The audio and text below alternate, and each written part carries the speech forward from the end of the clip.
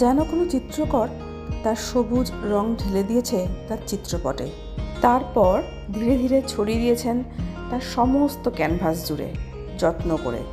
অবশেষে তার সেই শখের ছবিটার নাম দিয়েছেন Kurseong, the land of white orchid.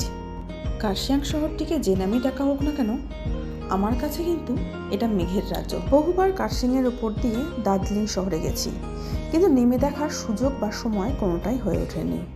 এবার সময় এবং সুযোগ দুটোই বের করে চলে এসেছি কার্শিয়াং শহর ঘুরতে।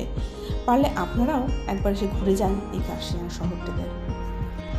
এখানে পাবেন সুউচ্চ পর্বত, ঢেউ খেলানো সবুজ চা বাগান, আঁকাবাঁকা পাহাড়ি রাস্তা, টয় ট্রেন, অসম্ভব সুন্দর একটা দৃশ্যপট। শিলিগুড়ি থেকে 50 কিলোমিটার দূরে অবস্থিত এই কার্শিয়াং শহরটি।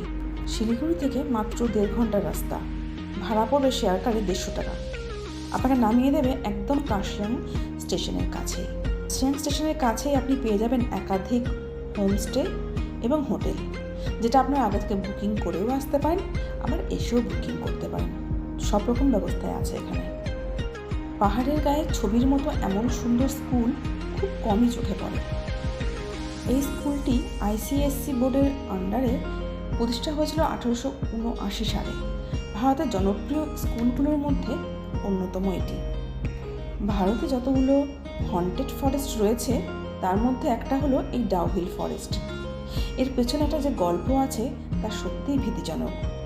প্রায়শই শোনা যায় এই পথ দিয়ে নাকি পাইনের জঙ্গলের ভেতর দিয়ে একটা মুন্ডহীন বালককে হেঁটে যেতে দেখা যায়। আমি জানি এই সবই গুজব, তবে এই পথে সত্যিই একটা মনোমুগ্ধকর একটা বিষয় তো অবশ্যই আছে।